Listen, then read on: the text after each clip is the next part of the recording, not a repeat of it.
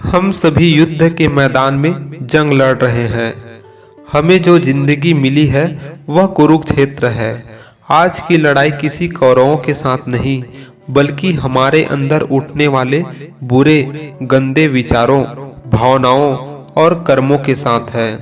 और रहा सवाल अर्जुन व कृष्ण की, तो वे कहीं और नहीं बल्कि हमारे हृदय में ही उनका निवास है।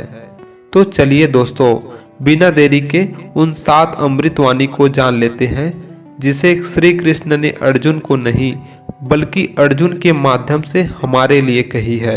तो भगवत गीता की पहली सीख हमें यही सिखाती है कि धर्म और सत्य से बढ़कर कुछ भी नहीं।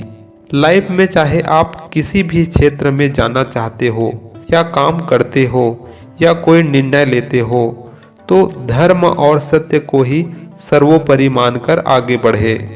चाहे उस मार्ग पर अपने करीबी भाई बंधु मित्र पत्नी कोई भी रिश्ते नाते आपके अगेंस्ट आपके खिलाफ खड़े हो। महाभारत में एक ओर जहां पांडव थे तो वहीं दूसरी ओर कौरव।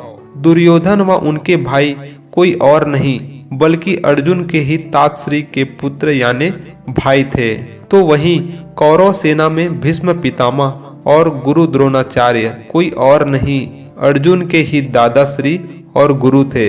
लेकिन वे अधर्म और असत्य के पक्ष में साथ दे रहे थे, इसलिए उनका महाभारत में समूल विनाश हुआ और पांडव यानी धर्म की विजय हुई। नंबर 2, भगवान श्री कृष्ण हमें कहते हैं कि कर्म करो, फल की चिंता मत करो। हम सभी कर्म और कर्म के फल से कभी छूट नहीं सकते। ऐसा हो ही नहीं सकता कि प्राणी क्षण मात्र के लिए भी कर्म किए बिना रह जाए। हम जिस तरह दुनिया में आए हैं, प्रकृति ने नेचर ने हमें ऐसा बनाया है कि हर समय हम कर्म करें। प्रकृति में कभी कुछ रुकता नहीं, सांसें चलती है, समय चलता है, जीवन का चक्का चलते रहता है। हम चाहे या न चाहे कर्म तो हमें करना ही पड़ेगा। कर्म न करना भी कर्म है। यहाँ तक कि भगवान को भी जब जब वे अवतार लिए हैं कर्म करना पड़ा है। अगर वो कर्म नहीं करते तो दूसरे उनसे क्या सीखते। दोस्तों, भगवान श्री कृष्ण पूरे ब्रह्मांड के लीडर हैं। जब लीडर ही कर्म त्याग देगा तो फॉलोवर उनसे क्या सीखेंगे। इसलिए भगवान कृष्ण कहते हैं, तू फल की चिंता छोड़, तू कर्म में ही अपना ध्यान लगा, फल तुझे अवश्य मिलेगा। नंबर 3, भगवान कृष्ण ने मनुष्य को शोक न करने को कहा है। हे अर्जुन, तू किसके लिए शोक कर रहा है? तू शोक न करने वाले के लिए शोक कर रहा है। जो ज्ञानी पंडित होते हैं वे किसी के जीवित रहने पर या जीवित न रहने पर शोक नहीं करते। अर्थात इस दुनिया में किसी भी बात का शोक नहीं करना चाहिए। जिन्हें हमारी सेंस इंद्रियां महसूस करती है, सर्दी गर्मी सुख दुख, वो आते जाते रहते हैं, हमेशा नहीं रहती। इसलिए तू शोक करके अपना समय नष्ट मत कर। नंबर 4, कृष्ण कहते हैं बदलाव प्रकृति का नियम है। Change is the law of nature.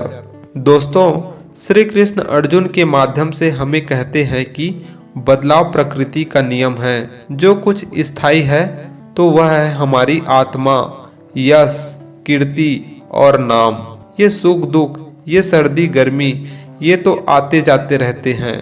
जो इसे इक्वल बराबर समझे, दोनों कंडीशन में जो एक जैसा रहे, वही लाइफ में आगे बढ़ता है। आपकी जितनी आयु हो, अगर आप पीछे मुड़कर देखेंगे तो न जाने ऐसे कितने ही सुख दुख आए होंगे। कभी बेतहाशा खुशी मिली होगी तो कभी कोई अपने क्लोजेस्ट को खोने की अति पीड़ा हुई होगी। आगे आने वाले जीवन में भी ऐसा चक्र चलता रहेगा। यानी आज जो है वो कल नहीं रहेगा और आने वाले कल में भी और नया आते जाएगा। यह क्रम निरंतर चलता रहेगा, हमेशा रहेगा। तो सिर्फ आपका यश, आपकी कीर्ति, आपका नाम। इसलिए तू इसे जीवित रख और आगे बढ़। नंबर 5, श्री कृष्ण ने हम सभी को एक बार निश्चय करने के बाद अपने लक्ष्य से नहीं हटने को कहा है।